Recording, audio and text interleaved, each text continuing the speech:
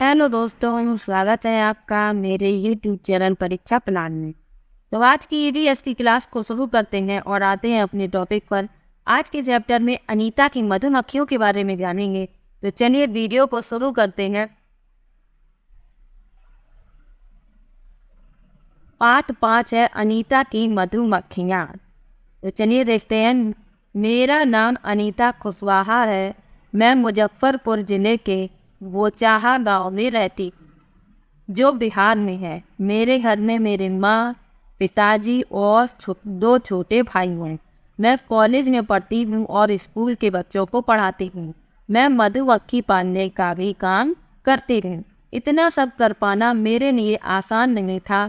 जब मैं छोटी थी तब मैं दिन भर बकरियाँ चराती थी। मेरा भी स्कूल जाने का मन करता था, पर माँ पिताजी को लड़कियों का स्कूल जाना पसंद नहीं था। स्कूल जाना एक सपना। तो ये अनीता नाम की लड़की की सच्ची कहानी है। यहाँ लिखा भी है कि यह एक सच्ची कहानी है। अनीता कुशवाहा एक चमकता सितारा गर्ल्स स्टार है। चमकते सितारे उन साधारण लड़कियों की असाधारण कहानियाँ हैं जिन्होंने स्कूल जाकर अपनी ज़िंदगी बदल दी। तो ये अनीता की सच्ची कहानी है। तो देखते हैं। स्कूल जाना एक सपना। एक दिन मैंने स्कूल के अंदर झांक कर देख ही लिया। बच्चों को देखकर मैं अपने आप को रोक नहीं पाई और बच्चों की कतार में पीछे जाकर चुपचाप बैठ गई। मुझे बहुत अच्छा लगा। घर जाते ही मैंने हिम्मत करके माँ पिताजी को स्कूल के बारे में बताया। उन्होंने मुझे स्कूल जाने के लिए बिल्कुल मना कर दिया। उस दिन मैं बहुत रोई। मेरे गांव की एक टीचर ने माँ पिताजी को समझाया कि पढ़ाई करना कितना ज़रूरी है। उन्होंने बताया कि 8वीं कक्षा तक की पढ़ाई पर कोई खर्च भी नहीं होता। पढ़ना तो सब बच्चों का अधिकार है। मुझे पता नहीं कैसे, पर माँ पिताजी मान गए। मैंने स्कूल जाना शुरू कर दिया। स्कूल में मैं बहुत ज़्यादा नंबर तो नहीं लाती थी, पर टीचर से सवाल बहुत पूछती थी। स्कूल में देखते ही देखते 5 साल बीत गए। मैंने 5वीं कक्षा पास कर ली। मुझे पता चला कि 6ठी कक्षा से खर्चा बढ़ जाएगा। माँ पिताजी ने कहा कि स्कूल छोड़ दो, खर्चा बढ़ जाएगा। तो अनीता के माता और पिता ने कहा कि अब स्कूल जाना बंद कर दो। पर मैं आगे पढ़ना चाहती थी।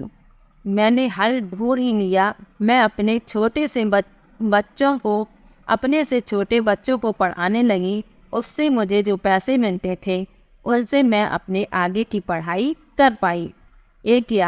मुझे याद है कि गांव में कुछ बड़े लड़के भी बच्चों को पढ़ाते थे। उन्हें मेरा बच्चों को पढ़ाना पसंद नहीं आया। उन्होंने मेरे पास आने वाले बच्चों को डराना धमकाना शुरू कर दिया। 2 बच्चों को छोड़कर सब ने आना बंद कर दिया। कुछ दिनों बाद बाकी बच्चे भी लौट आए, क्योंकि मैं उन्हें प्यार से पढ़ाती थी।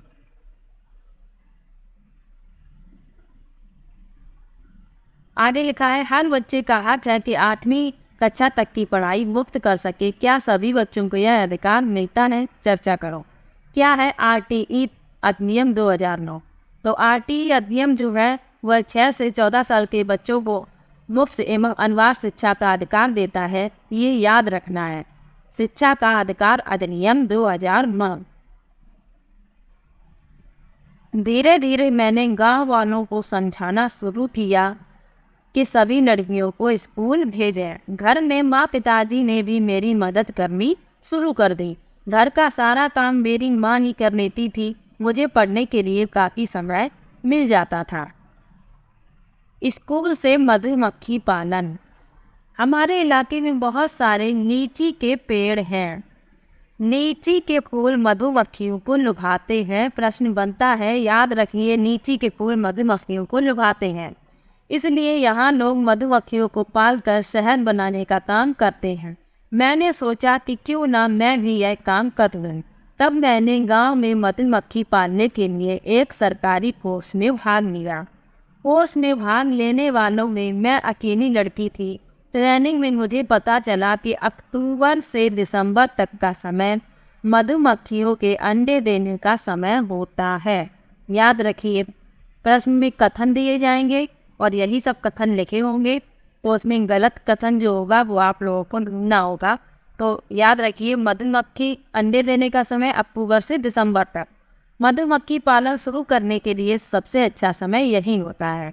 तो प्रश्न पूछा जाता है कि मधुमक्खी पालन शुरू करने के लिए सबसे अच्छा समय कौन सा है, तो ये कथन दिए जाएंगे। तो आपको याद रखना है अक्टूबर से दिसंबर तक का समय मधुमक्खी पालने का सबसे अच्छा समय होता है। अनीता मधुमक्खी पालक। मैंने मधुमक्खी पालने का कोर्स कर लिया, लेकिन अपना काम शुरू करने के लिए मेरे पास रुपए नहीं थे। मैंने कुछ समय तक इंतजार किया और बच्चों को पढ़ाकर 5,000 रुपये बचाए। इन रुपयों से मैंने मधुमक्खी पालने के 2 बक्से खरीदे। एक बक्से की कीमत 2,000 थी।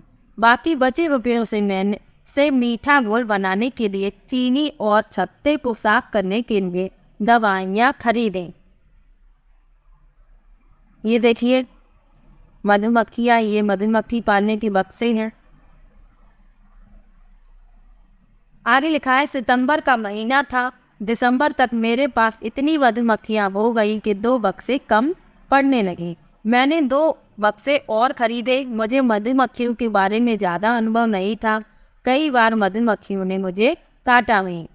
इससे मेरा चेहरा और हाथ सूज जाते थे, दर्द भी बहुत होता था। पर कहती किससे यह काम तो मैंने अपने इच्छा से ही शुरू किया था।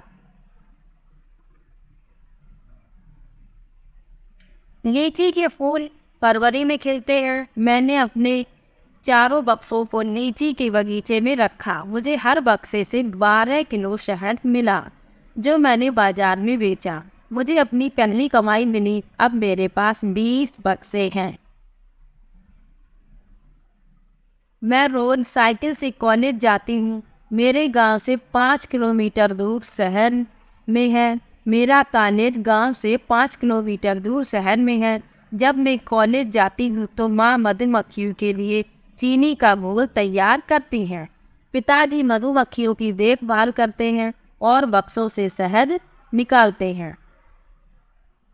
अब तक तो तुम भी अनीता को अच्छी तरह से जान गए होगे। आसपास के सभी गांव के लोग उसे पहचानते हैं। सभी गांव के लोग उसे पहचानते हैं। वह गांव की सभी बैठकों में जाती है और लोगों को समझाती है कि पढ़ना सबके लिए बहुत ज़रूरी है।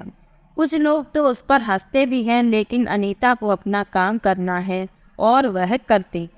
अनीता होलसेलर बनना चाहती है, जिससे वह मधुमक्खी पालने वालों को शहद सही कीमत पर दिलाने में मदद कर सके। हर एक छत्ते में एक रानी मक्खी होती है जो अंडे देती है। छत्ते में कुछ नर मक्खी भी होती है।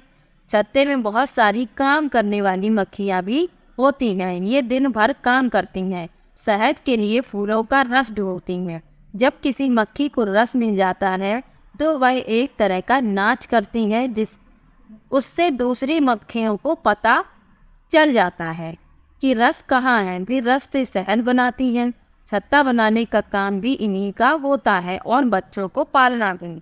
ये ना हो तो ना छत्ता बने, ना ही शहद इकट्ठा हो। शहद के बिना छत्ते की सारी मधुमक्खियाँ भूखी ही रह जाती। नर मक्खी छत्ते के लिए कुछ खास काम नहीं करती। नर मधुमक्खियाँ हैं वह छत्ते के लिए कुछ खास काम नहीं करती हैं।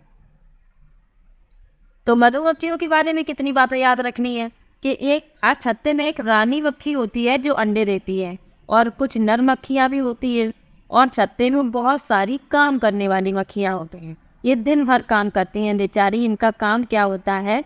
शहद के लिए फूलों का रस ढूंढना। जब किसी मक्खी को रस मिल जाता है तो वह विशेष प्रकार का नाच करती है। उससे दूसरी मक्खियों को पता चल जाता है। और ये जो काम करने वाली मक्खियाँ होती है, श्रमिक मक्खियाँ भी कहते हैं इन्हें। तो ये और क्या क्या करती हैं?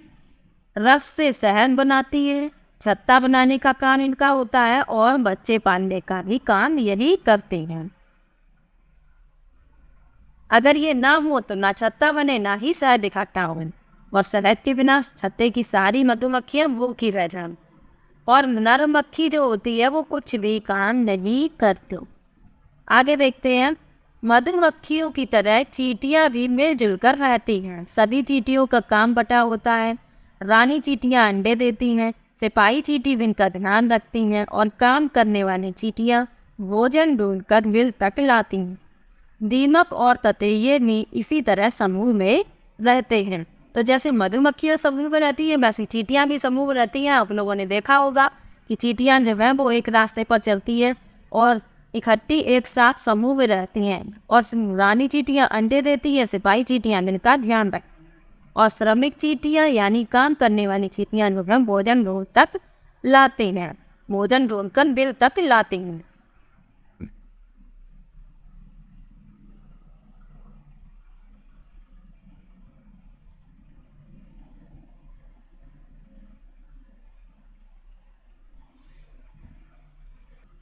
तो आज के लेसन में मधुमक्खियाँ, चींटियाँ, ये सब के बारे में जाना है। तो आज का लेसन ये यहीं पर समाप्त होता है। मिलते हैं एक और नई वीडियो के साथ, तब तक के लिए बाय बाय।